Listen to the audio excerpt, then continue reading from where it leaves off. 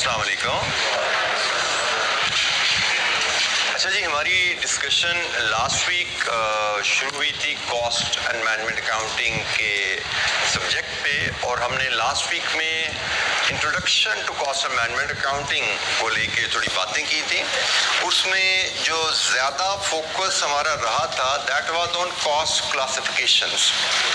हमने different ways में cost classification सीखी थी कि एक इदारे की कॉस्ट को, टोटल कॉस्ट को हम कितने तरीकों से तकसीम कर सकते हैं। तो हमने 4 मेथड्स पढ़े थे। Classification by element, by function, by nature, by behaviour. ठीक है। सो एक कॉस्ट को हम देखें तो हम उसको 4 नाम दे सकते हैं। जैसे हमने कहा जी ये डेस्क बनाने में जो लकड़ी इस्तेमाल हुई, by element this is material, by function it is production, by nature it is direct, and by behaviour it is लकड़ी वेरिएबल। हर टेबल में एडिशनल नई लकड़ी लगती है। ठीक है। और इसी तरह हमने कहा था कि अगर हम फैक्ट्री के गार्ड को जो सैलरी पे करते हैं तो by element labour, by function production, by nature indirect, by behaviour fixed. क्योंकि इसका फैक्ट्री गार्ड की सैलरी का प्रोडक्शन यूनिट से कोई ताल्लुक नहीं है, वो पर मंथ बेस पे होती है, तो दिट इज फिक्स्ड। तो हम एक कोई भी कॉस्ट पकड़ के उसको डिफरेंट वेज में देख सकते हैं। फिर हमने आखिरी क्लास में जो बात हुई थी, थोड़ी हाई-लो मेथड पे बात हुई थी कि हाई-लो मेथड में हमने डिस्कस किया था कि अगर हमारी बिजनेस की कॉस्ट, अगर क्या यकीनन ऐसा ही होता है, बिजनेस की कॉस्ट सेमी वेरिएबल कॉस्ट होती है ना। बिजनेस की कॉस्ट में फिक्स भी होती हैं, वेरिएबल भी होती हैं। कलेक्टिवली इकट्ठा कर दें इनको पूल में तो वो सेमी वेरिएबल बन जाती हैं। तो हमने बात की थी बिजनेस डिसीजंस मेकिंग करते हुए फ्यूचर के बारे में, जब भी हमने कोई प्रेडिक्शन करनी होती है तो प्रेडिक्शन के लिए हमें फिक्स्ड और वेरिएबल अलग-अलग चाहिए होती हैं। तो हमने हाई-लो मेथड का एक टूल डिस्कस किया था जिसकी मदद से हम टोटल कॉस्ट में से फिक्स्ड और वेरिएबल को अलग-अलग कर सकते हैं। और हाई-लो मेथड में फिर थोड़ी सी हमने 2 उसकी की अजम्पशंस देखी थी। 2 की अजम्पशन हमने सीखी थी, क्योंकि बेसिक तो हाई-लो मेथड कहता है highest activity and lowest activity. ये 2 एक्टिविटी लेवल्स पकड़िए और इनकी रिलेटेड कॉस्ट लीजिए, and then we can work out variable cost per unit as difference of the cost divide with difference in the units. इस calculation के पीछे 2 assumptions थी। कौन बताएगा? assumption नंबर 1, हाथ खड़ा कीजिएगा जी, आप बताइए। Variable cost per unit is constant between the range. जो 2 आपने हाईएस्ट और लोएस्ट वैल्यू सिलेक्ट की है प्रोडक्शन की, इनके दरमियान variable cost per unit constant है। What is the second assumption? जी बताइए बेटा।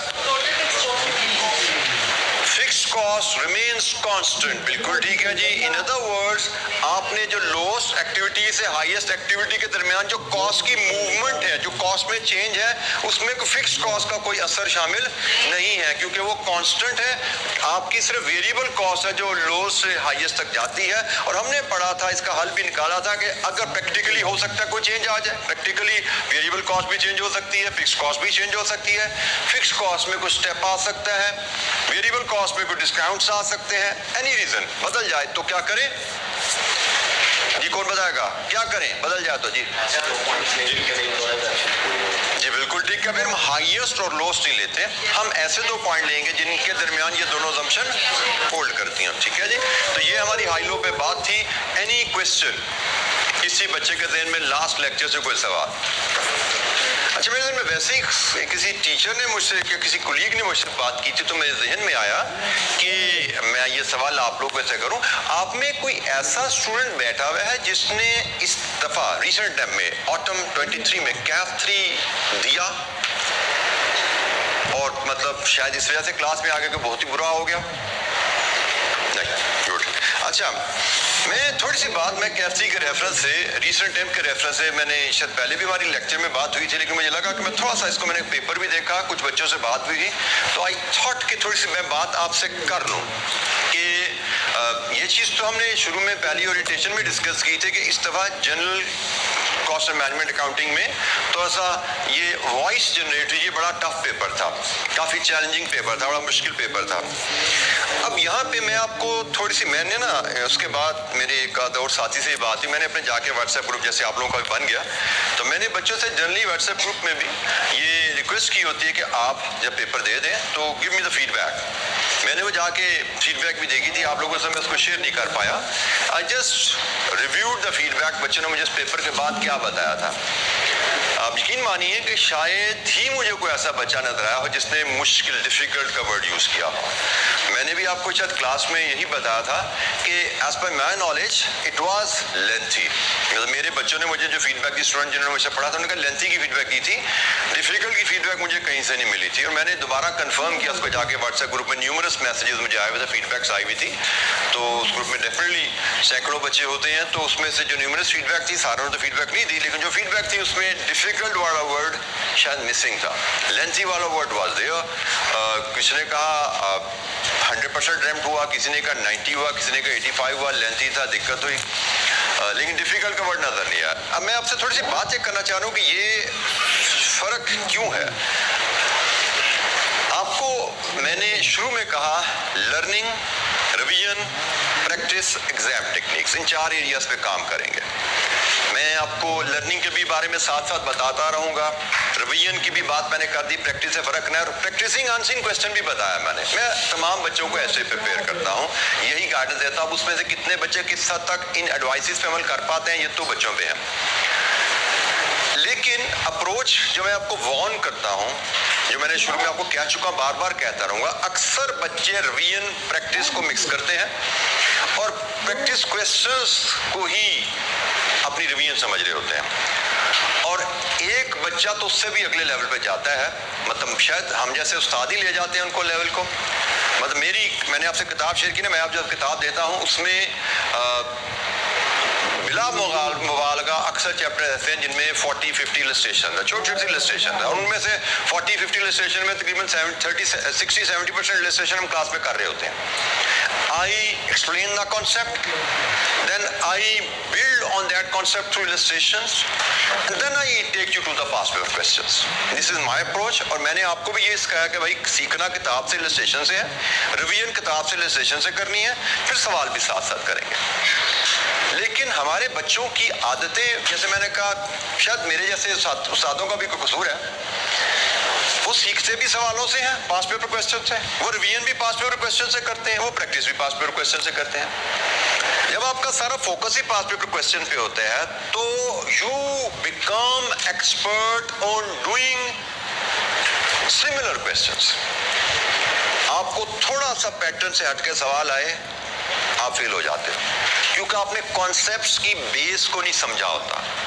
आपने सवालों में मसलों को और मसलों को उसके हल देखे होते हैं, आपको सोल्यूशन क्वेश्चन याद हुए होते हैं, इस तरह का क्वेश्चन है तो ऐसे हल कर लेना होता है। सो अक्सर बच्चे जो फंसे इस पेपर में उस वजह से फंसे कि उन्होंने पास पेपर बेस्ड लर्निंग की हुई थी, पास पेपर बेस्ड रिवीजन की हुई थी, पास पेपर्स की ही प्रैक्टिस की हुई थी, और इस सारे प्रोसेस में जब बार बार पास पेपर्स ही देखे जा रहे तो सारे याद हो जाते हैं, and you become expert on spotting. ये टर्म मैंने शायद क्लास से पहले भी यूज की होगी।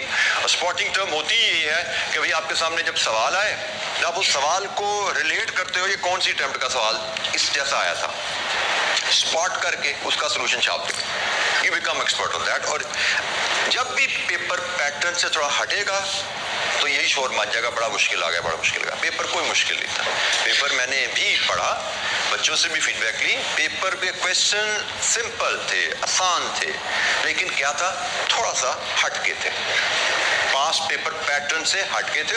और मैंने आपको याद हो, मैंने जब कहा था प्रैक्टिसिंग अनसीन क्वेश्चन, पास पेपर के पैटर्न के क्वेश्चन करने के एक्सपर्ट नहीं बनना हमने कोई नया सवाल आए तो उसको कैसे हल करना है, इसके एक्सपर्ट बनना है।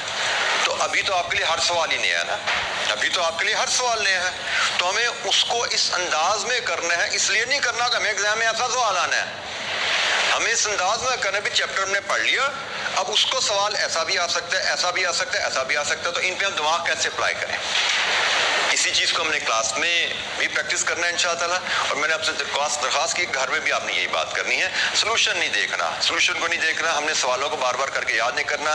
लर्निंग रिवीजन के बाद प्रैक्टिस करेंगे, और प्रैक्टिसिंग वैसे करेंगे जैसे कहा कि भाई बगैर सोल्यूशन की मदद के, बार बार सवाल पढ़ के उसको सोच के फिर उसका हल निकालेंगे। टाइम मैनेजमेंट हम कर लेंगे आहिस्ता आहिस्ता, अभी 4-5 महीने हैं, टाइम मैनेजमेंट हम इंप्रूव कर लेंगे। अभी मेरा अगर 10 नंबर के सवाल पे 18 की जगह 25 मिनट भी लगते हैं, मुझे टेंशन नहीं लेनी।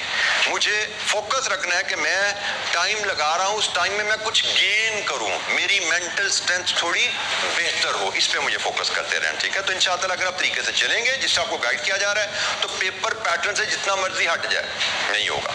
और फिर आपको लेंथी पेपर भी आ जाए तो आपको समझाया, जिससे प्रैक्टिसिंग का तरीका बताया, भाई जहां पे फंसो जमचन लो, आगे चलो। लेंथी पेपर भी आ जाएगा तो आप बड़ा अच्छा स्कोर कर लेते हो उसमें। मतलब जिससे मेरा बच्चा ऑन एवरेज इस लेंथी पेपर में, जिसको मैं भी कह रहा हूँ वाकई लेंथी था, मतलब इट वाज स्लाइटली मेरे हिसाब से भी अनफेयर था, उसमें भी ऑन एवरेज 85 to 90% पेपर बच्चों ने अटेम्प्ट किया। 100% तक भी बच्चे गए जो अच्छे थे, लेकिन ऑन एवरेज 85 to 90 तक जा सके बच्चे। और 85 to 90% अगर आप इस तरह के चैलेंजिंग पेपर को कर लेते हो तो you have 35 to 40% 35 to 40 marks का क्वेश्चन फॉर एरर्स। मतलब 85 का मतलब क्या है कि भाई 35 नंबर की गलतियां भी हो जाएं तो 50 पास है। 90 का मतलब क्या है कि 40 नंबर की एरर्स भी कर दी हो तो पास है। तो this is huge margin of error.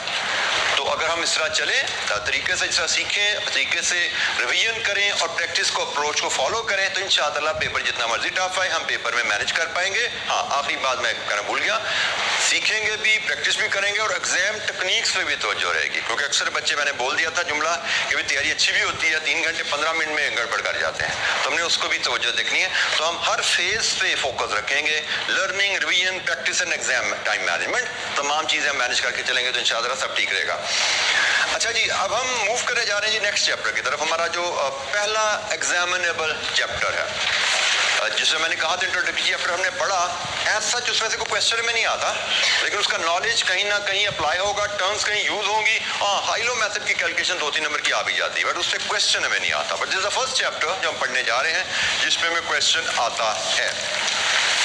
कोई पीछे से डिस्कशन जो हमारी हुई उससे रिलेटेड किसी बच्चे के दिल में कोई सवाल जो करना चाहते हो, कोई ज़हन में सवाल आया करें, कर लिया करें, इनमें क्लैरिटी रहे, यहाँ से मैक्सिमम चीज़ें आप सीख के जाए। अच्छा जी, ये चैप्टर इन्वेंट्री वैल्यूएशन का है। ये चैप्टर, ये टॉपिक जिन बच्चों ने इंट्रो में पढ़ते हो आप, ये पढ़ा हुआ है आपने, इसका मतलब नया नहीं है आप लोगों के लिए ये टॉपिक, ठीक है। तो आप लोगों ने इस टॉपिक से आपकी फेमिलियरिटी है। अच्छा, अब ये यहाँ पे तवज्जो कीजिएगा, इस टॉपिक पे हमें मॉडल पेपर, स्प्रिंग 22, ऑटम 22 में कोई मार्क आए नहीं, लेकिन यहाँ पे 2 लगातार अटेम्प्ट में सवाल आ गया। अब प्रॉब्लम क्या होती है कि जब पेपर में सवाल नहीं नजर आता, बच्चा समझता है शायद आना ही नहीं है, ये शायद सिलेबस में नहीं है, तो भाई एग्जामिनर बेवकूफ़ नहीं होता। एग्जामिनर ने जब ये सवाल दिया एक दफ़ा, यहाँ पे मैंने आपसे कहा ना एग्जामिनर कमेंट पढ़ने हैं, तो शायद आप इस क्वेश्चन के एग्जामिनर कमेंट अच्छा जाके देखो, मेरे दिन में नहीं है, लेकिन देखेंगे हम जाके तो उसमें शायद ऐसी बातें लिखी नजर आएंगी, इन जनरल परफॉर्मेंस इतनी अच्छी नहीं थी है, क्योंकि बच्चे देख रहे होते ना, ये मुझे नहीं नजर आ रहा, आपको भी नजर आ रहा है, तो अकॉर्डिंगली अक्सर बच्चे इसको चॉइस में छोड़ रहे होते, छोड़ो भाई क्या करना है, ये पढ़ गए तो आता ही नहीं है। तो एकदम आ गया और 15 नंबर आ गया, तो ऑन एवरेज परफॉर्मेंस वाज, मेरा ख्याल है लो एवरेज होगी, इसलिए रिपीट किया। दोबारा दो भाई, दोबारा देख के देखो। और इस दफ़ा भी मुझे बच्चों की जनरल जो फीडबैक की, बड़ा चैलेंजिंग क्वेश्चन था, ये टफ क्वेश्चन था, लेकिन टफ वही होता है कभी पैटर्न से हटा हुआ है, और इससे चांसेस है कि तीसरा भी रिपीट हो जाएगा, क्योंकि जब तक एग्जामिनर को ये कॉन्फिडेंस नहीं हो जाता कि भाई एक टॉपिक बच्चा अब तगड़ा तैयार करके आ रहा है, उस टॉपिक एक उसको शक पड़ गया ना, यहाँ पे अच्छी तैयारी नहीं गई, बच्चे छोड़ रहे हैं चॉइस में, तो उसने उसको रिपीट करते जाना जब तक बच्चा इस टॉपिक में ग्रिप नहीं कर लेगा। उसको चैलेंजिंग क्वेश्चन भी आए, यहाँ से बच्चा परफॉर्म करेगा तो इसकी जान छोड़ेगा, अदरवाइज चलता रहेगा। तो मेरे हिसाब से ये आने वाली अटेम्प्ट के लिए भी, स्प्रिंग 24 के लिए भी एक इंपॉर्टेंट टॉपिक है। और टॉपिक का वेट भी आप देख लो कि जब नहीं आया तो 0 है, जब आया तो सीधा 15 का आ गया, बड़ा सवाल आ गया। 15 नंबर हमारा सेक्शन बी का सवाल है, ठीक है, बड़ा सवाल दे दिया उसने सीधा, इस वक्त उसने सेक्शन ए में दिया है। अच्छा, यहाँ पे हमारे टॉपिक की ना कोई टैगिंग नहीं है कि ये क्वेश्चन, ये टॉपिक क्वेश्चन सेक्शन ए में आएगा, ये टॉपिक सेक्शन बी में आएगा। एग्जामिनर दाएं बाएं करता रहता है। हाँ, कुछ टॉपिक्स हैं जिन पे टैग सॉर्ट ऑफ लगा हुआ है कि भाई ये तो सेक्शन बी का ही सवाल है, जैसे प्रोसेस कॉस्टिंग का सवाल हम पढ़ेंगे आगे चल के, वो सेक्शन बी का ही सवाल है, वो उधर ही आता है। जैसे डिसीजन मेकिंग का सवाल है, एक क्वेश्चन सेक्शन बी का, सेक्शन डिसीजन मेकिंग का सेक्शन बी में आएगा, लेकिन सीवीपी है, इधर भी होगा इधर भी होगा, वेरियस एनालिसिस है, इधर भी मिलेगा इधर भी मिलेगा, वो बदलते रहते हैं। तो हमें टैग किसी को नहीं करना, लेकिन we need to be prepared कि भाई किसी भी एरिया में जाएगा, छोटा क्वेश्चन भी आ सकता है, बड़ा भी आ सकता है। सो इन्वेंट्री वैल्यूएशन, इन्वेंट्री वैल्यूएशन के बारे में आप लोगों ने पढ़ा क्या है? पहले जरा थोड़ा ये तो बताओ मुझे, क्या क्या पढ़ा हुआ आपने, कितना आता है, ताकि मैं उस हिसाब से जरा अपनी भी लेक्चर की डिलीवरी को मैनेज करूँ। कोई एक बच्चा बताए, आपने इंट्रो में पढ़ा हुआ ना, क्या पढ़ा जी, बताइए बेटा। इसमें हमने IAS 2 की डीलिंग्स पढ़ी थी कि उसका स्कोप क्या है, इन्वेंटरी ब्रांड है, उसकी सब्सिक्वेंट मेजरमेंट कैसे हमने करनी है, उनको किस मॉडल में हमने मेजर करना है इन्वेंटरी को, अगर कोई, फिर हमने इसकी जनरल एंट्रीज की मेथड्स पढ़े थे, परफेक्चुअल या प्रोडक्ट। अच्छा, माशाल्लाह, हमने इसकी जनरल एंट्रीज वगैरह की।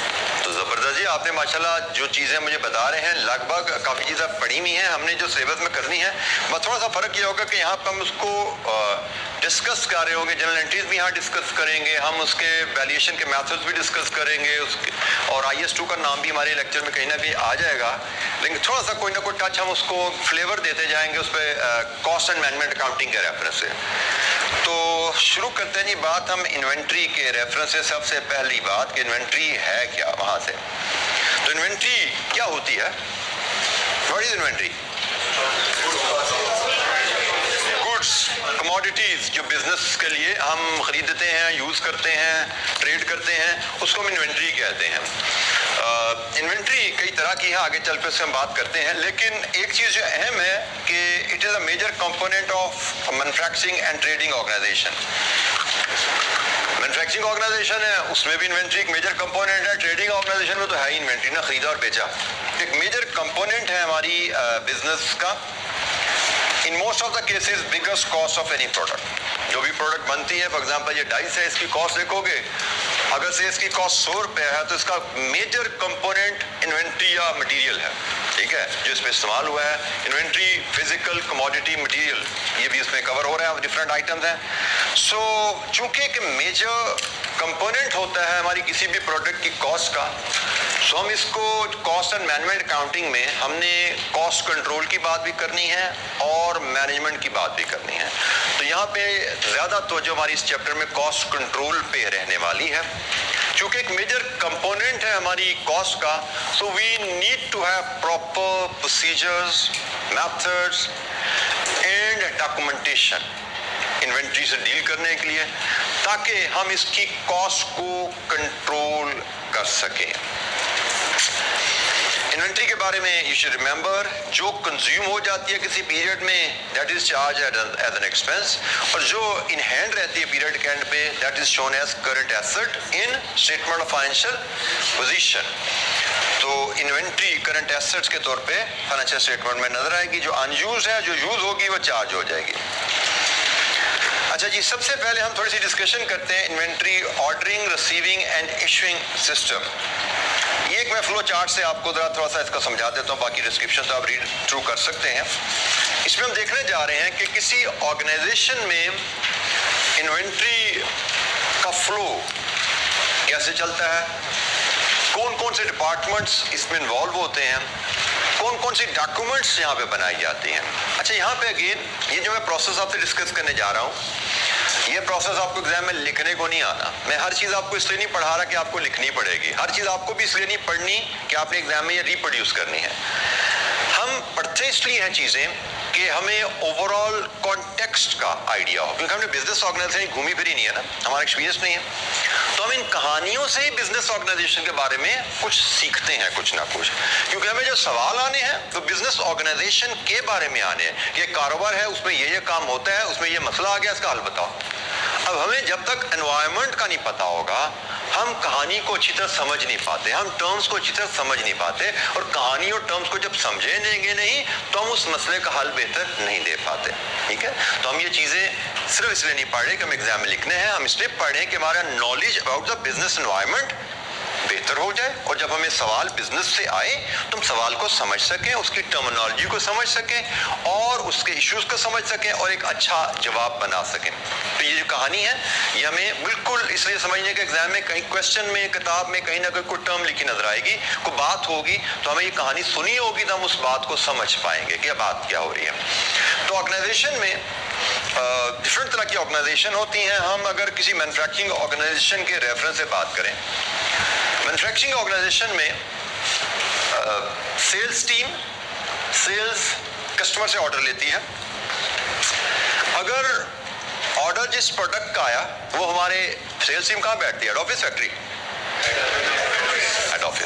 हेड ऑफिस में सेल्स टीम ने ऑर्डर लिया, और अगर वो product finish good warehouse में पड़ी हुई है, फिनिश गुड वेयर हाउस किसके कंट्रोल में होता है? फैक्ट्री या हेड ऑफिस? Head office. अगर वो product finish good warehouse में पड़ी हुई है तो वहीं से पैक होकर चली जाती है। लेकिन सेल्स टीम ने जो ऑर्डर लिया वो product finish good warehouse में नहीं पड़ी हुई, तो वो ऑर्डर भेजा जाता है फैक्ट्री फॉर प्रोडक्शन कि भाई ये ऑर्डर आया है 500 डेस्क का, काइंडली ये 500 डेस्क बना दें हमें। प्रोडक्शन टीम ने डेस्क बनाने हैं, डिपार्टमेंट ने डेस्क बनाने हैं, तो डिपार्टमेंट को मटेरियल की जरूरत है। ठीक है जी, तो प्रोडक्शन टीम के पास ऑर्डर आया, डिपार्टमेंट रिक्वायर्स न्यू मटेरियल।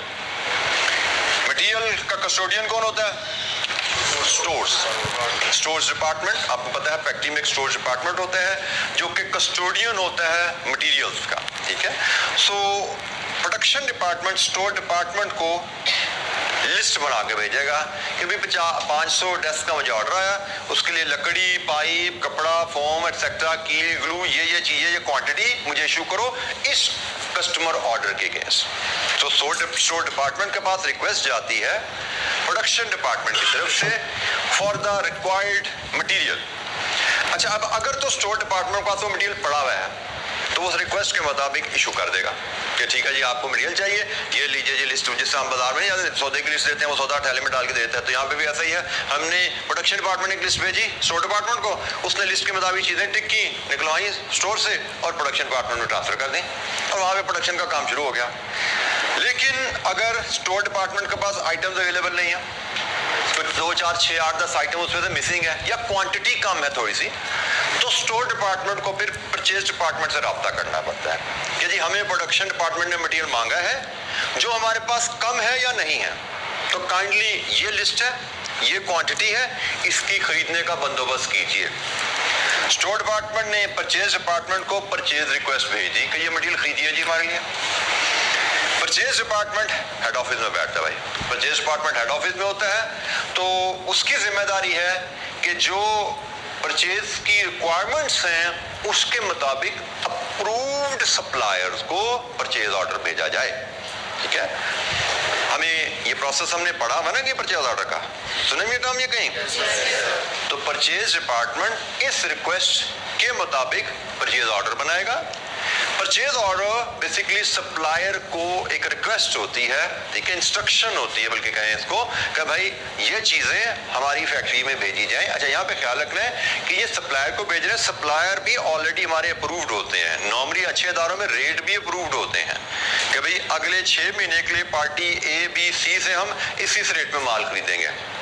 ठीक है, तो वो जिस पार्टी से माल खरीदने का हमारा एग्रीमेंट हुआ है उस पार्टी को अप्रूव्ड रेट पे वो परचेज ऑर्डर चला जाता है।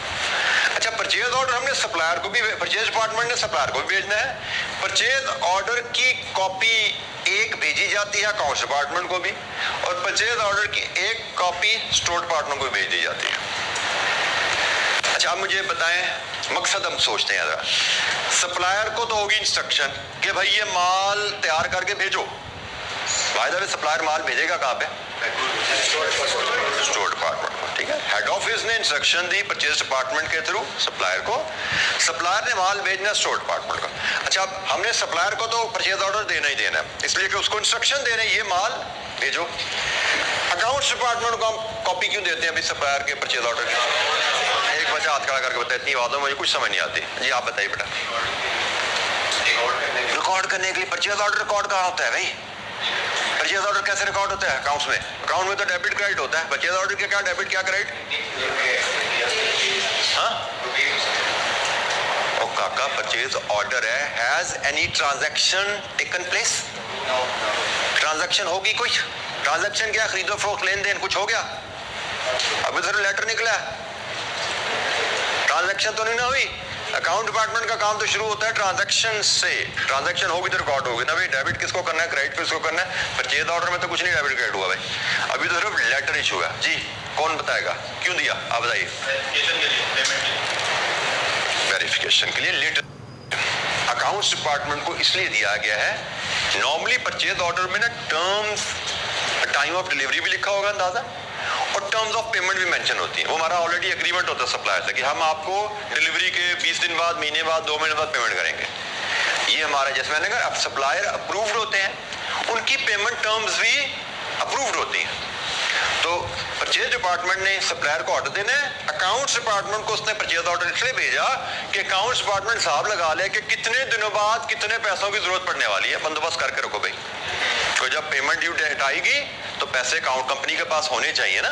तो अकाउंट्स डिपार्टमेंट बेसिकली बड़ा नाम, प्रॉपर नेम जो होता है इसका, फाइनेंस एंड अकाउंट्स डिपार्टमेंट होता है। फाइनेंस अरेंज करना वो भी इनकी जिम्मेदारी है, अकाउंट्स मेंटेन करना वो भी इनकी जिम्मेदारी है। बिगर पिक्चर में देखें तो फाइनेंस एंड अकाउंट्स है। हाँ, उसके नीचे फाइनेंस का एक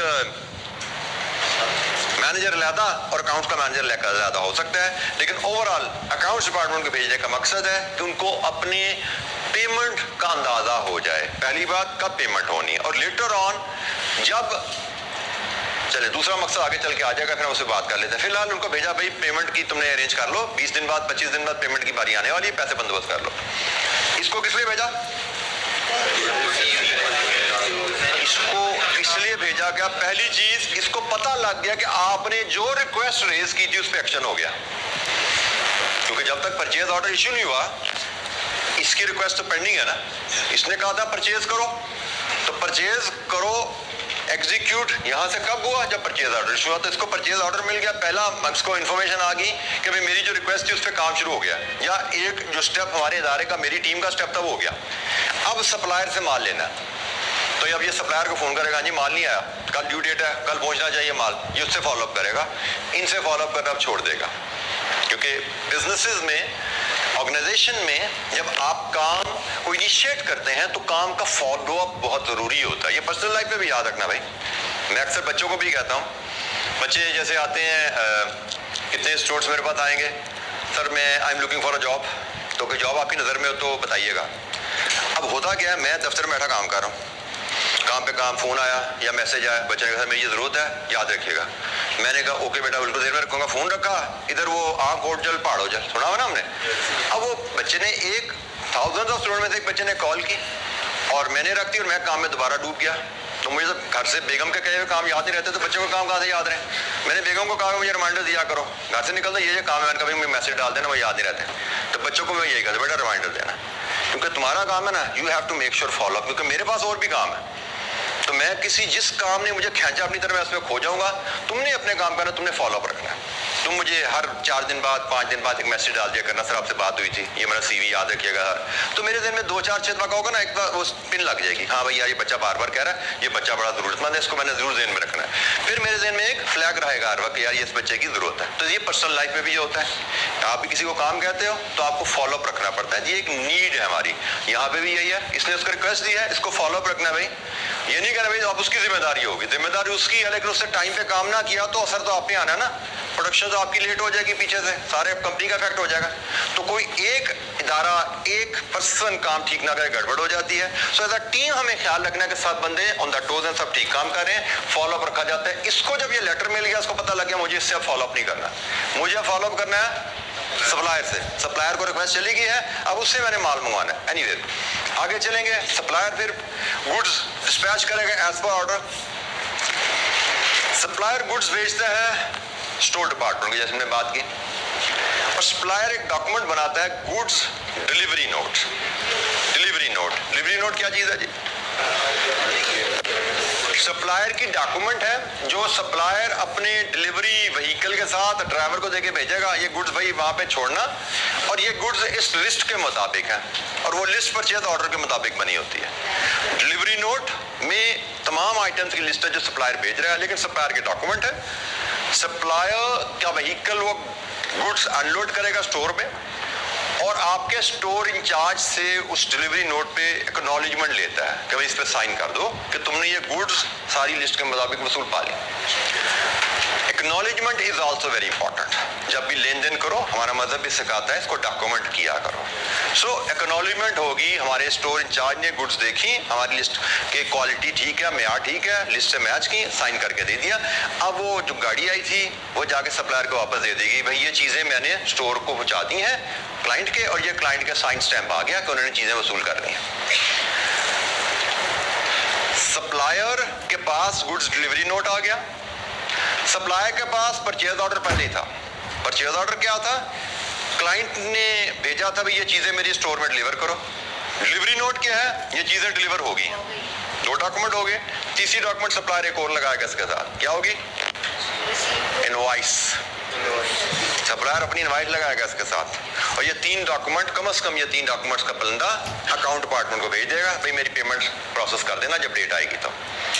अब अकाउंट डिपार्टमेंट के पास परचेज ऑर्डर पहले ही आया हुआ था, उसके बाद यहाँ से भी आ गया।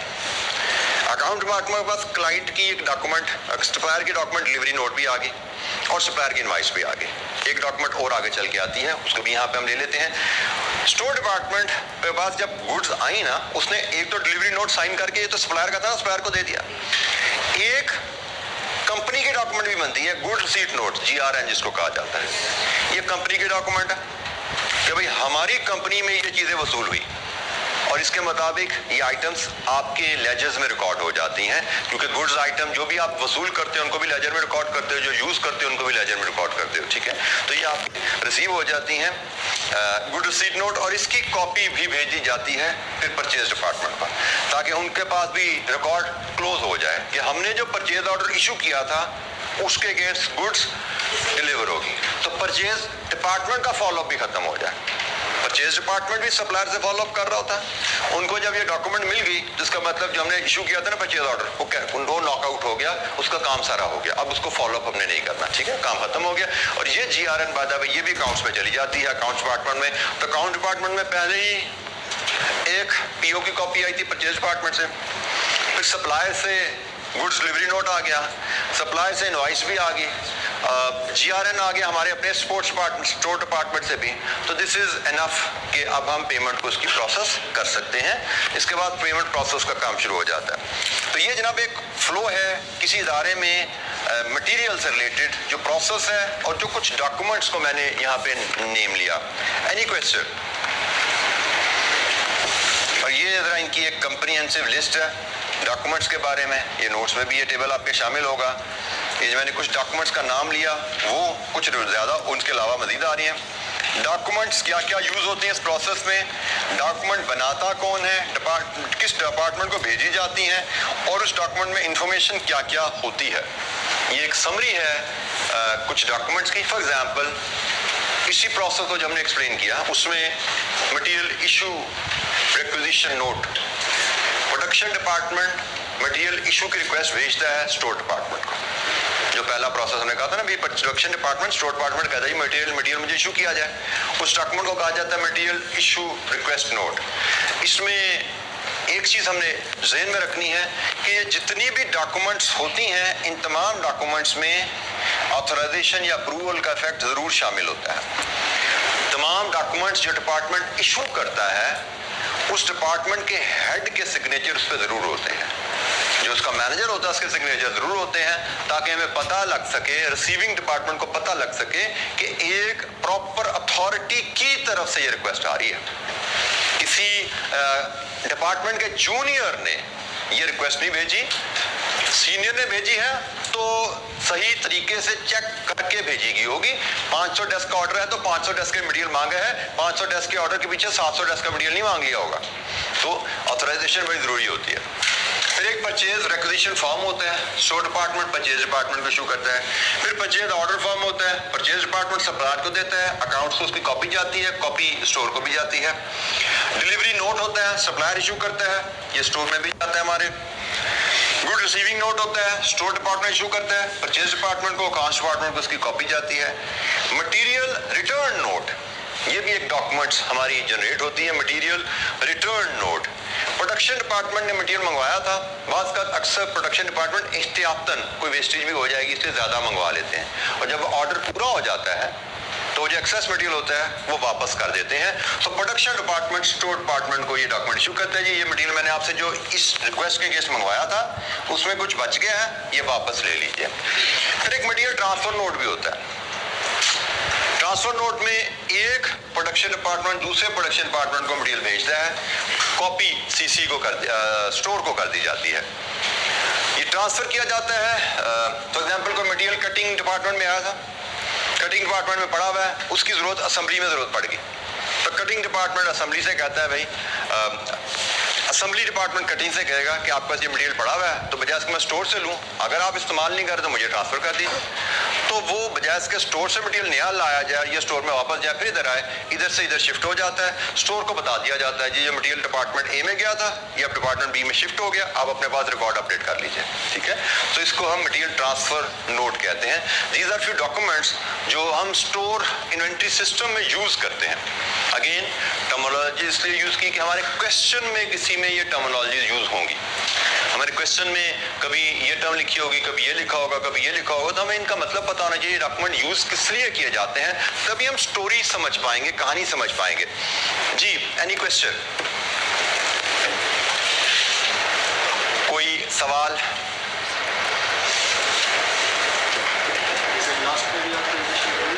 जी बेटा, लास्ट डॉक्यूमेंट ये वाली मटेरियल ट्रांसफर नोट की बात कर रहे हैं जी, क्या बेटा सवाल कर रहे हैं इसके बारे में? ऑथराइजेशन, हर डिपार्टमेंट जो डॉक्यूमेंट इशू कर रहा है उस डिपार्टमेंट के मैनेजर की इजाजत के बगैर, अप्रूवल के बगैर कोई डॉक्यूमेंट नहीं इशू होगी, कोई ट्रांजैक्शन नहीं होगी, ये ध्यान में रखिए, ठीक है। तो यकीनन हर डॉक्यूमेंट पे ऑथराइजेशन चाहिए।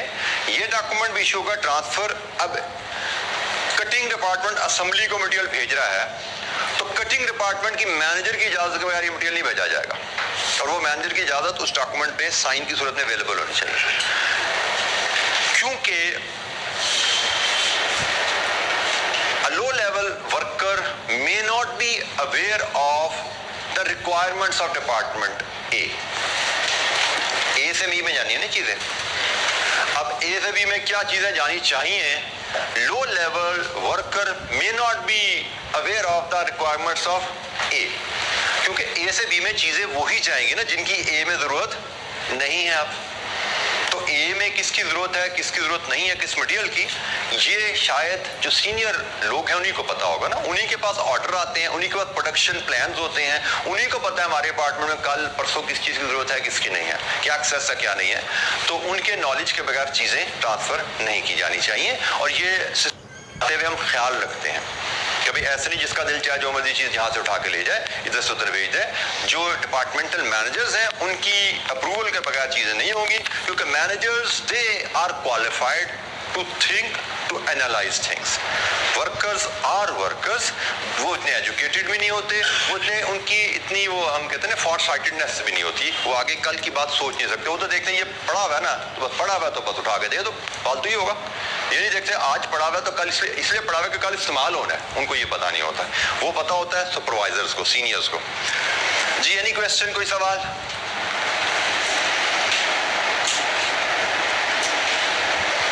अच्छा जी, टाइप्स ऑफ इन्वेंट्रीज, इससे तो आप लोग बड़े अच्छी तरह फेमिलियर होंगे।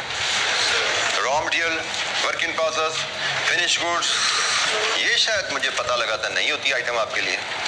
पढ़ा हुआ है इसके नहीं है आपके लिए? ये भी पढ़ा हुआ है, पढ़ा, वेरी गुड। तो इसमें से जनाब रॉ मटेरियल क्या होता है? रॉ मटेरियल क्विकली रिकैप करें। बड़ी रॉ मटेरियल उर्दू में इसको कहते हैं खाम माल, बट अगर हम इसको जरा समझना चाहें तो क्या चीज़ है ये? Unprocessed. It is a material which will be used in production process. ठीक है? And it will form the basic ingredient of a finished product, जो कि एक saleable product होती है. Work in process क्या होता है जी? Raw material का जब हमने production process start किया, till the time it is transferred to finished good warehouse, the material which is partially complete is known as work in process. जैसे हमने फर्नीचर वर्कशॉप की बात की थी, हमने कहा था जी पहले कटिंग, फिर असेंबली, फिर फिनिशिंग, फिर पैकिंग, फिर वेयर हाउस की बारी आती है. तो जब तक प्रोडक्ट रेडी होकर वेयर हाउस में ट्रांसफर नहीं हुई, कटिंग स्टेज पे है मटेरियल, असेंबली में है, फिनिशिंग में है, इवन पैकिंग होके बाहर नहीं गया फैक्ट्री से, तो it is called work in process. Work in process हम कहते हैं ऐसी प्रोडक्ट्स को जिन पे कुछ काम हो चुका है, प्रोडक्शन प्रोसेस कुछ परफॉर्म हो चुका है और कुछ प्रोडक्शन प्रोसेस रहता है. और प्रोडक्शन प्रोसेस क्या होता है? रॉ मटेरियल से फिनिश गुड्स तक का सफर. रॉ मटेरियल से फिनिश गुड्स तक का सफर, this is called production process. और वर्क इन प्रोसेस वो प्रोडक्ट्स हैं जिन पे कुछ प्रोडक्शन प्रोसेस परफॉर्म हो चुका है और कुछ प्रोडक्शन प्रोसेस रहता है. फिनिश गुड्स वो तो saleable ready for sale product है. और स्टोर्स एंड स्पेयर्स ये मशीनरी के पार्ट्स होते हैं. इन पे बात हमने क्लास में ही डिस्कस की थी ना हमने. ये मशीनरी के पार्ट्स हैं, पुर्जे हैं, कंज्यूमेबल्स हैं जो कि हमारे पास पड़े हुए हैं कि कल को हमारी मशीनरी खराब हो जाए हमें वेट ना करना पड़े, रेडीली अपने पास इन हाउस यूज करें और उसको इस्तेमाल कर लें. तो ये भी हमारा इन्वेंट्री का हिस्सा है. और ये जब तक अनयूज हैं करंट एसेट में क्लासिफाई होते हैं और जब यूज हो गए तो एज एन एक्सपेंस P&L में चार्ज हो जाते हैं. सो इन्वेंट्री की टाइप्स क्या क्या होती हैं? Raw material, work in process, finished goods, stores and spare, store spare, loose tools.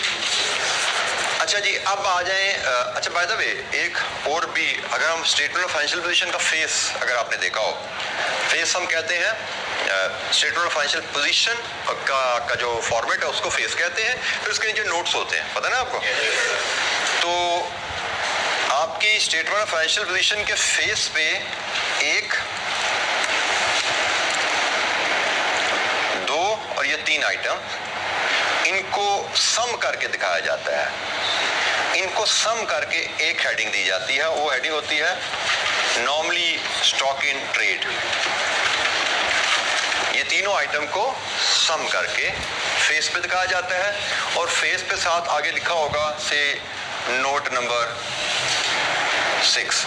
Note number 6 में जाएंगे, उसमें ब्रेकअप आ रहा होगा. इसमें रॉ मटेरियल कितना है, इसमें वर्क इन प्रोसेस कितना है, इसमें फिनिश गुड्स कितना है.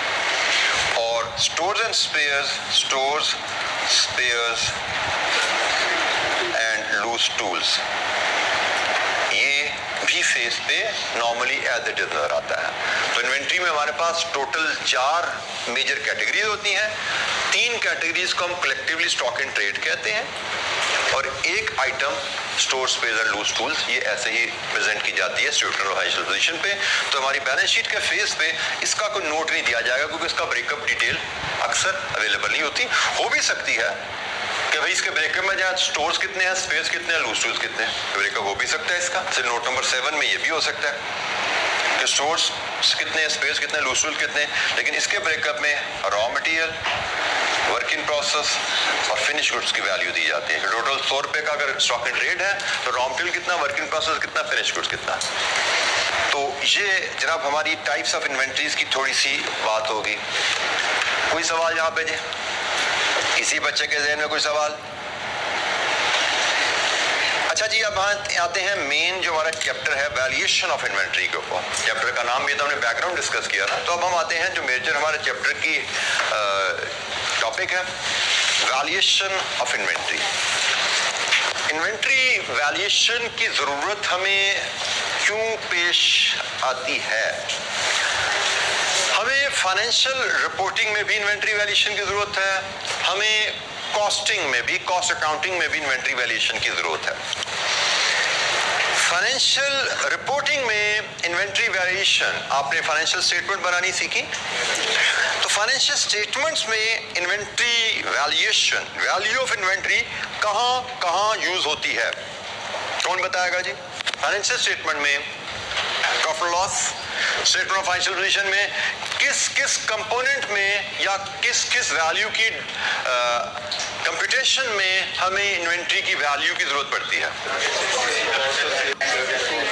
मेनली अगर हम P&L के रेफरेंस से बात करें तो कॉस्ट ऑफ सेल्स में, कॉस्ट ऑफ सेल्स में हमें इन्वेंट्री की वैल्यू की जरूरत पड़ती है अक्सर जगह पे। अगर फॉर्मेट का रिकॉल करें हम, आपने कॉस्ट ऑफ सेल्स का डिटेल वर्किंग सीखी होगी, तो उस वर्किंग को अगर मैं थोड़ी सी आपको रिफ्रेश करवाऊं, क्योंकि आगे चल के हमारी क्लास में भी इस पे डिस्कशन कहीं ना कहीं आते रहनी है, तो जरा हम उसको डिटेल में रिकॉल कर लेते हैं।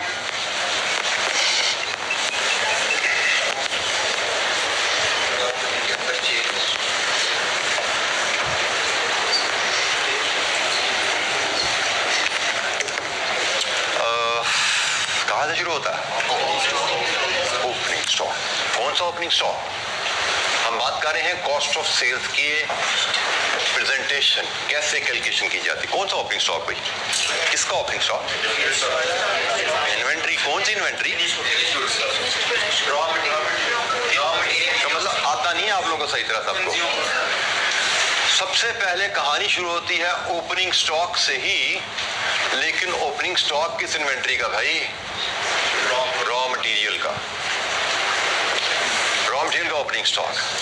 फिर इसमें आप ऐड करते हो रॉ मटेरियल की ही परचेजेस, फिर इसमें से लेस करते हैं क्लोजिंग स्टॉक ऑफ रॉ। यहां से क्या मिलेगा हमें? रिजल्टेंट फिगर होती है raw material consume. Resultant figure है रॉ मटेरियल कंज्यूम। अच्छा, इसके बाद मतलब ये हमें क्या बता रही फिगर कि हमने जो पीरियड पिछला गुजरा, वो साल है 6 महीने है जो भी है, जो पिछला पीरियड गुजरा उसमें हमने कितना रॉ मटेरियल कंज्यूम किया प्रोडक्शन प्रोसेस में। और हमने अभी जो बात की थी इस चैप्टर के शुरू में कि raw material is normally a major component of any product cost. Cost of sales में हम बना क्या रहे हैं? कॉस्ट ऑफ सेल्स में हम क्या बनाते हैं by the way? Cost of sales में we only deal with production cost. ये भी शायद आपको याद होना चाहिए, अगर नहीं अभी सिखाया गया तो सीख लीजिए। कॉस्ट ऑफ सेल्स में हम सिर्फ प्रोडक्शन कॉस्ट लेते हैं, तो raw material consumed in the production, it is a production cost, it is production cost. ठीक है, तब इसके बाद हम इस पे काम शुरू करते हैं। ऐड अदर प्रोडक्शन या मैन्युफैक्चरिंग एक्सपेंसेस। अब रॉ मटेरियल के बाद मजीद खर्चे क्या होंगे आपके? लेबर, डायरेक्ट इनडायरेक्ट दोनों आएंगी। अब यहाँ पे ये ध्यान में रखिएगा, मैंने क्या लिखा? Production cost. प्रोडक्शन में डायरेक्ट और इनडायरेक्ट दोनों आती। ठीक है, अब यहाँ पे हम जो P&L बना रहे हैं, प्रोडक्शन जो आपने P&L बनाना सीखा हुआ है, उसमें आप क्लासिफिकेशन बाय फंक्शन करते आए हैं। अब सेल्स में से production cost of sales minus करते हैं तो ग्रॉस प्रॉफिट आता है, और ग्रॉस प्रॉफिट में से फिर नॉन प्रोडक्शन कॉस्ट माइनस करते हैं तो नेट प्रॉफिट आता है। आपको इस अंदाज में शायद नहीं बताया गया, आपको कॉस्ट ऑफ सेल्स और ऑपरेटिंग एक्सपेंसेस के टर्म में बताया गया होगा, लेकिन चूंकि अब हम क्लासिफिकेशन बाय फंक्शन पढ़ चुके हैं, तो उसके मुताबिक आपने जो P&L बनाना सीखा हुआ है, I repeat, sales minus production cost of sales. Cost of sales हमराद होता है जो यूनिट बेचे उनकी कॉस्ट, ऐसा ही है ना? कॉस्ट ऑफ सेल्स हमराद जो यूनिट बेचे उनकी कॉस्ट। तो मैं इसको थोड़ा सा रिफाइन कर रहा हूं, जो यूनिट बेचे उनकी production cost. Cost of sales हमराद है जो यूनिट बेचे उनकी प्रोडक्शन कॉस्ट। ठीक है, तो cost of sales minus cost of sale is equal to gross profit minus non production cost, जिसमें सेलिंग एडमिन फाइनेंस सारे आते हैं ना, यही आते हैं ना इसके नीचे, तो वो नॉन प्रोडक्शन कॉस्ट है सारे, फिर नेट प्रॉफिट आता है। ठीक है, तो हमने थोड़ा सा आपके नॉलेज को, फाइनेंशियल काउंटिंग के नॉलेज को हम जरा कॉस्ट काउंटिंग से लिंक करके चल रहे हैं, क्योंकि साइड बाय साइड चल रहे हैं उन्होंने। अच्छा, जब हम इसमें अदर प्रोडक्शन एक्सपेंसेस आएंगे, एक तो रॉ मटेरियल हो गया, अदर प्रोडक्शन एक्सपेंसेस में हमने क्या क्या आइटम देखिए, देयर लॉन्ग लिस्ट, हम ज्यादा लिस्ट पे नहीं जाते, हम कहेंगे इसमें जी लेबर कॉस्ट होंगी, इसमें रेंट होगा फैक्ट्री का, इसमें रेंट की फैक्ट्री की इलेक्ट्रिसिटी होगी, एटसेट्रा एटसेट्रा। अच्छा, मैं यहाँ पे इसका टोटल लेना चाहूँ, what will is the total, इसकी हेडिंग क्या होगी, इसके टोटल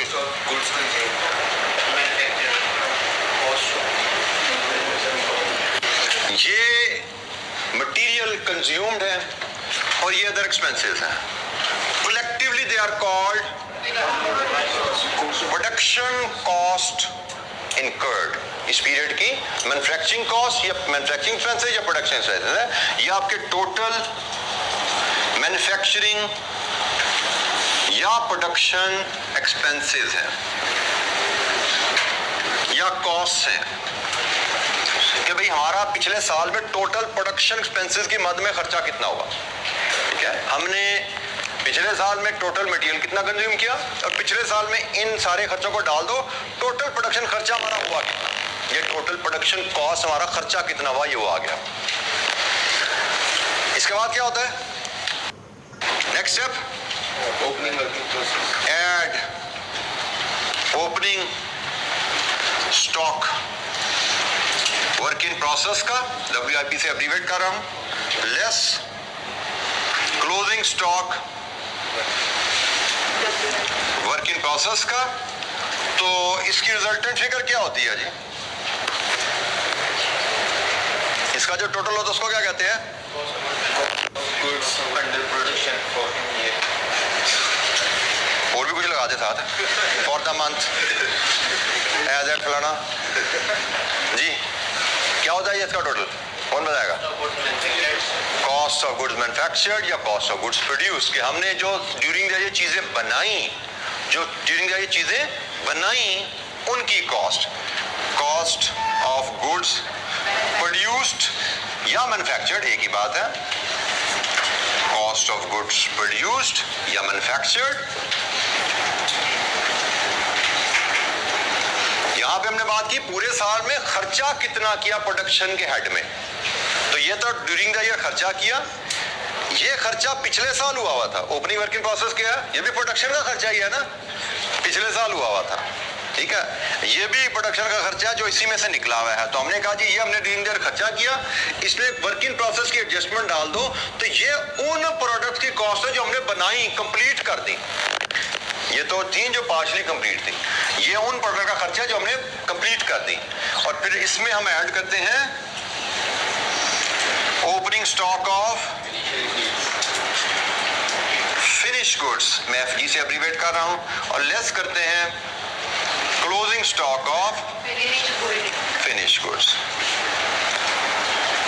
तो क्या मिलेगा, कॉस्ट ऑफ गुड्स सोल्ड या कॉस्ट ऑफ सेल्स, इसको हम कॉस्ट ऑफ गुड्स सोल्ड भी कहते हैं, कॉस्ट ऑफ सेल्स भी कहते हैं, मैंने एब्रीवेट कर दिया। कॉस्ट ऑफ सेल्स की कंपटीशन में, डिटर्मिनेशन में we only consider production cost, cost of sales नाम कॉस्ट ऑफ सेल्स है, but basically it is production. अगर मैं इसको कॉस्ट ऑफ सेल्स का अगर फुल टर्म बताऊं ना, तो कॉस्ट ऑफ सेल्स की फुल टर्म है प्रोडक्शन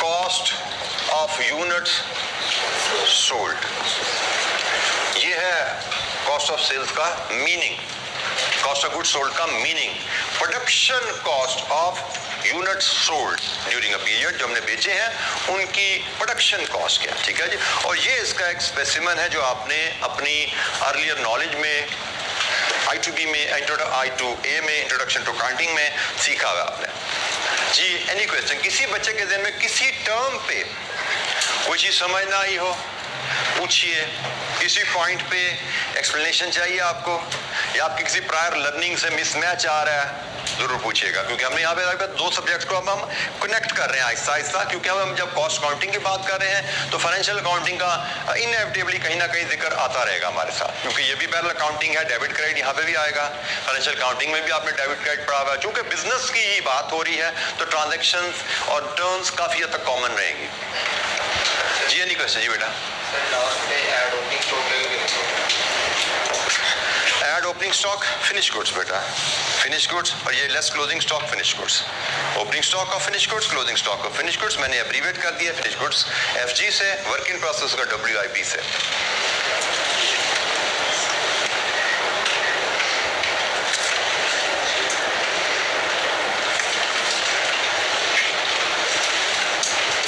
जी एनी क्वेश्चन?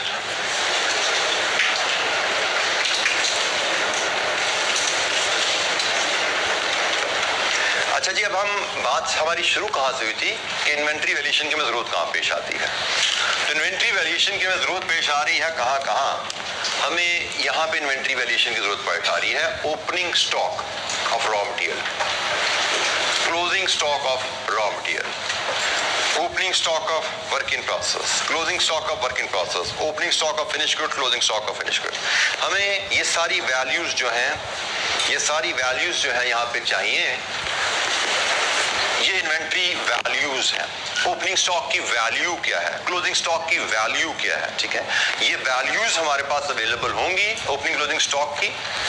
हमने पढ़ा था कि जो इन्वेंट्री हमारे पास अनयूज्ड होती है that is treated as current asset.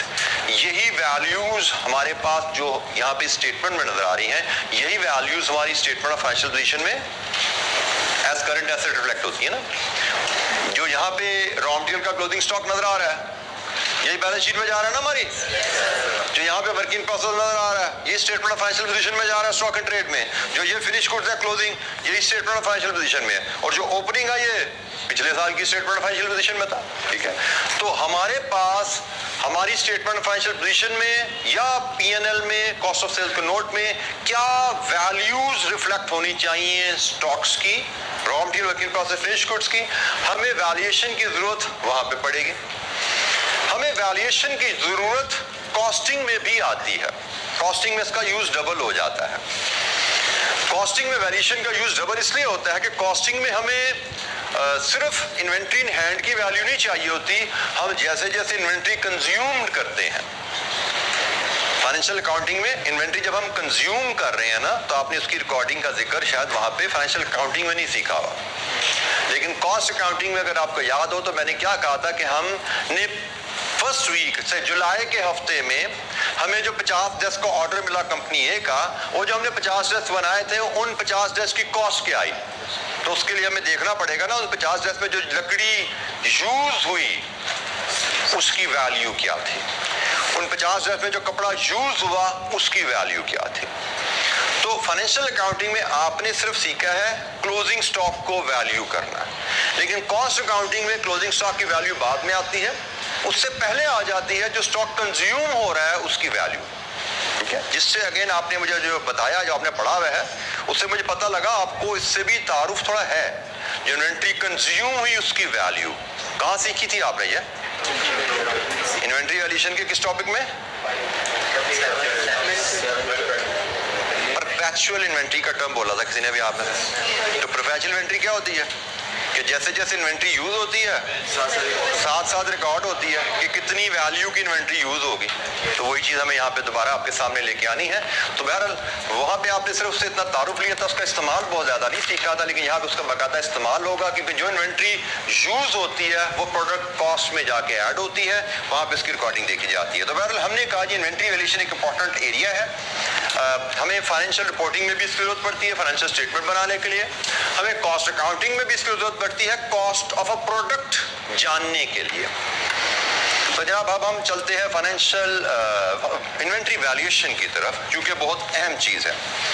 अच्छा, इन्वेंट्री वैल्यूएशन में पहला एस्पेक्ट हम थोड़ा सी बात शुरू करते हैं फाइनेंशियल स्टेटमेंट के रेफरेंस से। फाइनेंशियल स्टेटमेंट्स में इन्वेंट्री जो वैल्यू शो करनी है हमने, वो तो उसका असूल आपने पढ़ा हुआ है, लोअर ऑफ कॉस्ट और एनआरवी।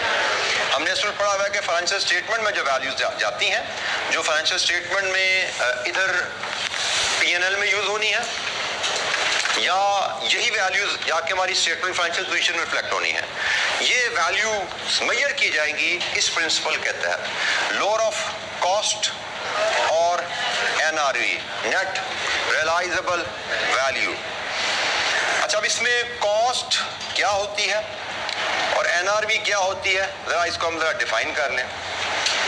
अब हम जब कॉस्ट की बात करेंगे तो कॉस्ट हम अलग-अलग, NRV work in process, finish goods, store and store space, loose tools, हर टाइप ऑफ इन्वेंट्री की कॉस्ट पे बात करते हैं one by one. Raw material की कॉस्ट, नथिंग न्यू, ये सारा पैरा जो पढ़ा हुआ आपके सामने लिखा हुआ है, ये आपने पढ़ा हुआ है, ये आपने इंट्रोडक्शन टू अकाउंटिंग में समझा हुआ है। मेरा IS2 का नाम भी लिया, माशाल्लाह सारे पढ़ लिखे हैं आप, तो जरा पढ़िए इस पैराग्राफ को, इसमें कोई चीज़ आपको लगे कि यार ये बात क्या लिखी हुई है। मतलब यहाँ पे बताया सिर्फ क्या है कि रॉ मटेरियल कॉस्ट से मुराद क्या है, कॉस्ट ऑफ रॉ मटेरियल कैसे मेजर की जाती है। जो मटेरियल आपके पास पड़ा हुआ है, ये लकड़ी पड़ी हुई है, ये पाइप पड़ा हुआ है, आपको रॉ मटेरियल में इसकी कॉस्ट मेजर करनी है तो क्या क्या कंपोनेंट्स होंगे उसके IS2 के मुताबिक, क्योंकि बहरहाल इन्वेंट्री वैल्यूएशन ने फाइनेंशियल स्टेटमेंट में जाना है और फाइनेंशियल स्टेटमेंट के लिए हमें IS2 को लेके चलना है। IS2 के बगैर, उसकी गाइडेंस के बगैर, उसकी प्रिंसिपल के फॉलो किए बगैर हम फाइनेंशियल स्टेटमेंट नहीं बना सकते। तो जनाब पढ़िए।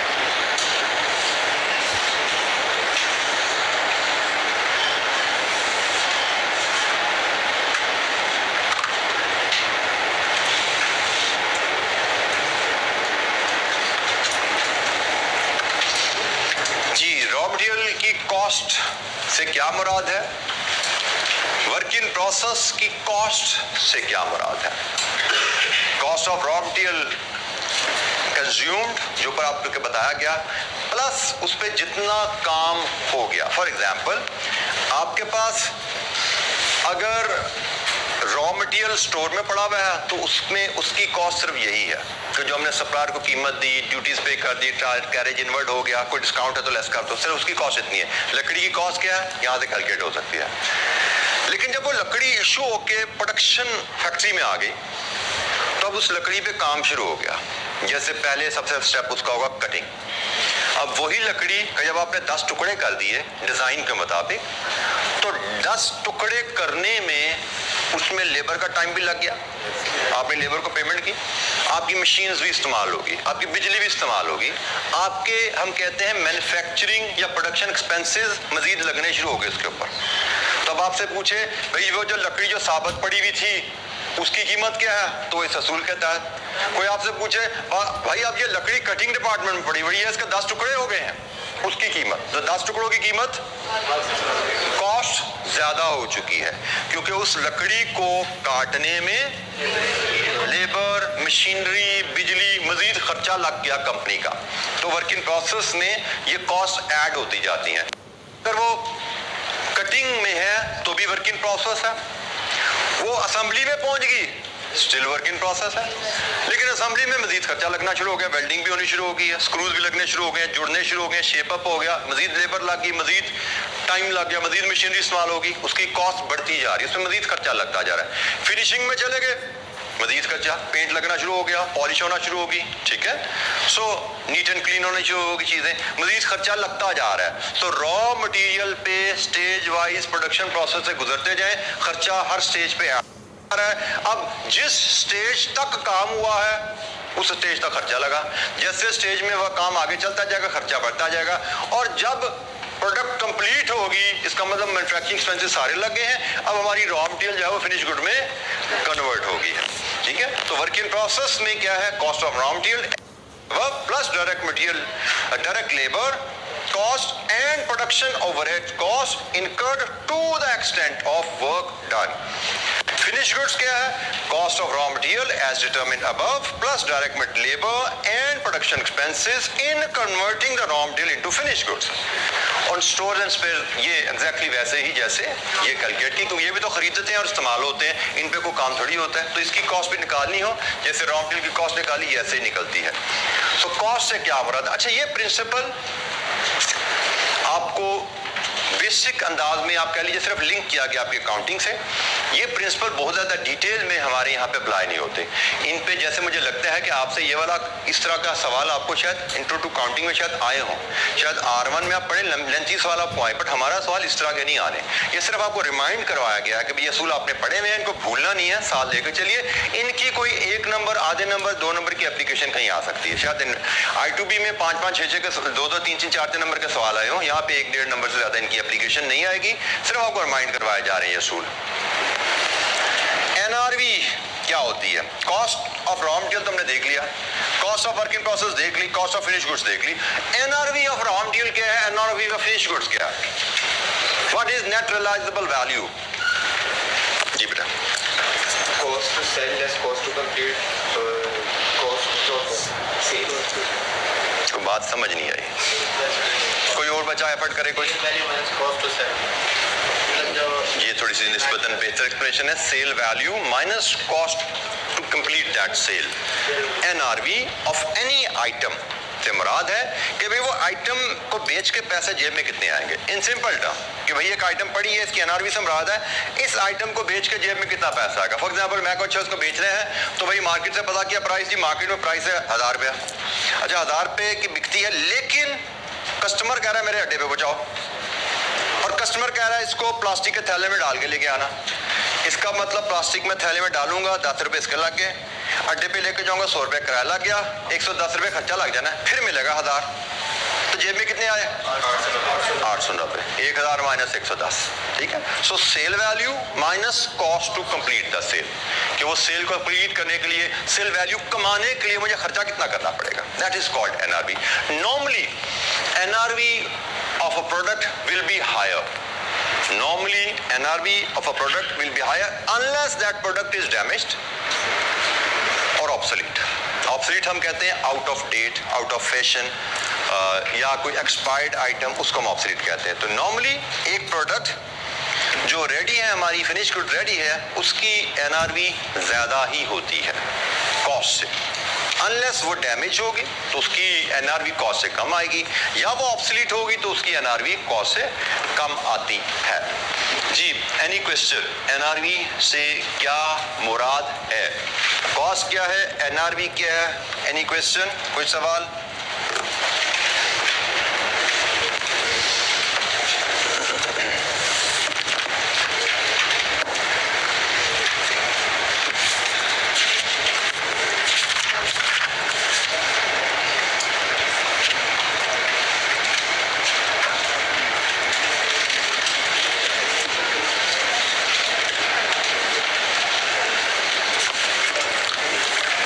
छोटी सी इलस्ट्रेशन है हमारे पास, इलस्ट्रेशन 1। बेसिक सी इलस्ट्रेशन है, कॉस्ट और NRV का concept. Calculate the value which should be included in the statement of financial position at the year and. हमारी स्टेटमेंट ऑफ फाइनेंशियल पोजीशन में ईयर एंड पे क्या वैल्यू आनी चाहिए? ZZ limited has 5 items in its inventory at year end of 20x6. Details relating to inventory are as under. Item A, B, C, D, E, उनकी cost क्या है, उनकी cell value क्या है, और उनकी सेलिंग कॉस्ट क्या है। हमसे कहा गया बताइए आपकी बैलेंस शीट में क्या वैल्यू रिफ्लेक्ट होगी। अच्छा जी, असूल यहाँ पे है स्टेटमेंट ऑफ फाइनेंशियल पोजीशन में जो वैल्यू जो आती है वो लोअर ऑफ कॉस्ट और NRV। तो इसके लिए हमें सबसे पहले हर आइटम की NRV कैलकुलेट कर लेनी है, ठीक है। ये सबसे पहले हम हर आइटम की NRV कैलकुलेट करते हैं। तो मैं इसी पे ही एक कॉलम बनाता हूं आगे NRV का, NRV, और NRV मेरी रहेगी if this is A and this is B, NRV होगी A माइनस B, बिल्कुल ठीक हो गई। तो A माइनस B के हिसाब से 37,000, 51,000, 050, 36,500, 67,200, 43500। अच्छा जी, ये तो आ गई NRV। हर आइटम की कॉस्ट हमारे पास ऑलरेडी थी, हमने हर आइटम की NRV भी ले ली। अब कॉस्ट वर्सेस NRV, तो हमारी इन्वेंट्री की कॉस्ट कितनी है बताइए, कॉस्ट कितनी है, कितनी बनी? हमें टोटल कॉस्ट देखनी है कि नहीं? टोटल ही देखनी, टोटल को टोटल से कंपेयर नहीं करना। बिल्कुल ठीक हो गया, हमने बिल्कुल टोटल को टोटल से कंपेयर नहीं करना, हमने हर आइटम को आइटम से कंपेयर करना है, इसको इससे कंपेयर करना है। तो यहाँ पे हम लाएंगे जी लोअर क्या है, ठीक है जी, हम लाएंगे लोअर वैल्यू क्या है। आइटम ए के लिए लोअर इज 25,000, हमने इसको कॉस्ट को NRV से कंपेयर किया, 25,000। आइटम बी के लिए 45,000, आइटम सी के लिए 36,500, आइटम डी के लिए 55,000, आइटम ई के लिए 43,500। हमने आइटम बाय आइटम चले और जहां पे लोअर वैल्यूज थी उनको पिक करते गए। Lower is cost, lower is cost है, यहाँ पे दूसरे केस में अगेन लोअर इज कॉस्ट है, तीसरे केस में NRV लोअर है, चौथे केस में कॉस्ट इज लोअर है और यहाँ पे फिर NRV लोअर है। तो लोअर ऑफ कॉस्ट और NRV लिया और फाइनली हम इसका सम ले लेंगे। तो ये है वैल्यू जो कितना है जी, सम 2,05,000 राउंड पूरा। ये है वैल्यू जो हमारी स्टेटमेंट ऑफ फाइनेंशियल पोजीशन में जाएगी, लोअर ऑफ कॉस्ट और NRV।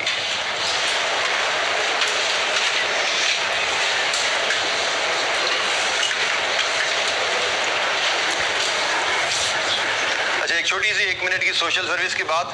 आप में से कितने बच्चे कॉलेज बाइक पे आते हैं? बाइक पे आते हैं। और इनमें से कितने बच्चे हेलमेट के साथ आते हैं?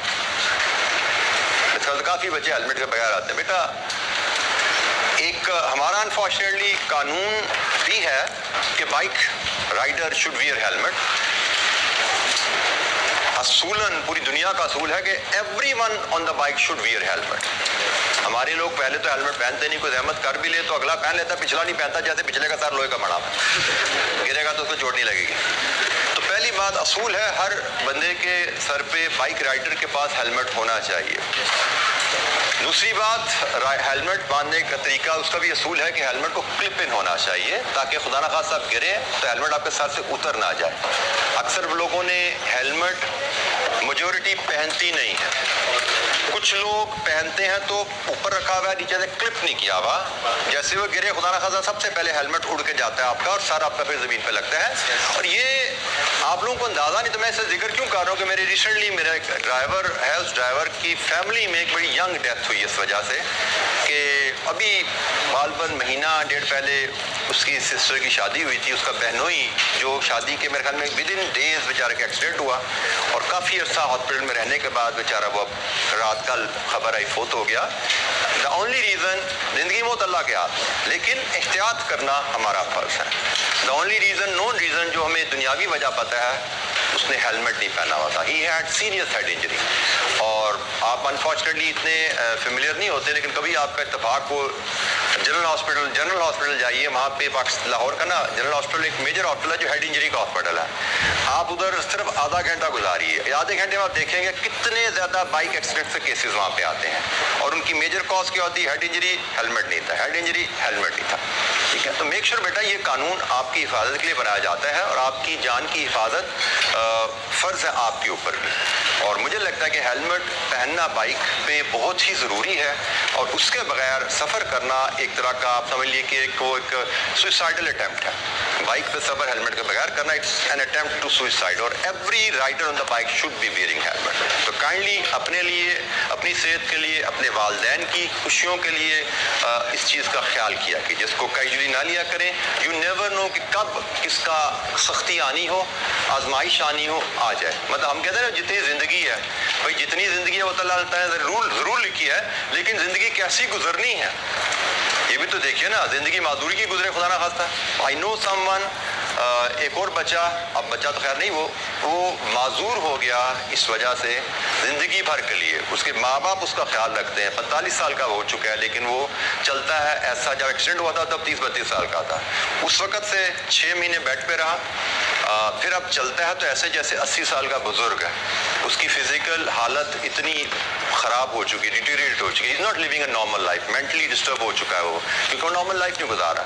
तो ये छोटी सी आपकी गलती, कोताही होती है जो आपकी ज़िंदगी की डायरेक्शन बिल्कुल उलट पलट कर देती है। तो इन चीज़ों का बहुत ज़्यादा ख्याल रखा करें।